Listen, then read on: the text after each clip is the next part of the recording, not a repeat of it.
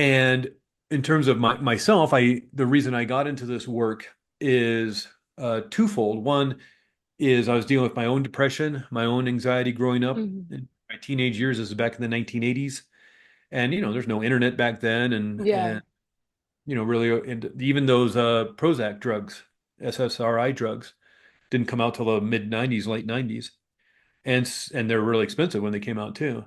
So really all you had in the 1980s was talk therapy or whatever book you might be able to find at the library or the bookstore. And, a teenage boy's not going to do any of that kind of stuff.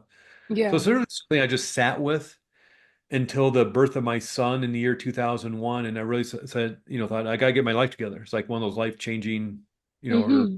chance, I guess, moments where it's like, okay, well, sometimes you'll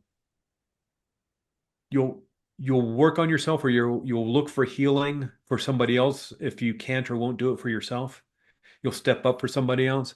And so that's kind of was a big wake up moment for me. It's like, well, I gotta, my mom struggled with depression. I struggled with depression and anxiety. Yeah. What's my son's gonna struggle with depression and anxiety?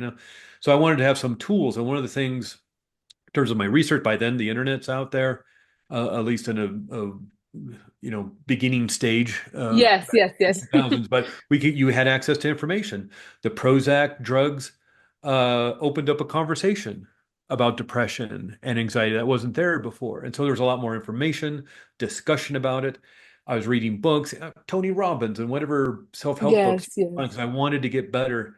And one of the things I noticed is sometimes these articles, blog posts, when people are talking on interviews, they'd give the 4 things or 5 things you can do to change your life.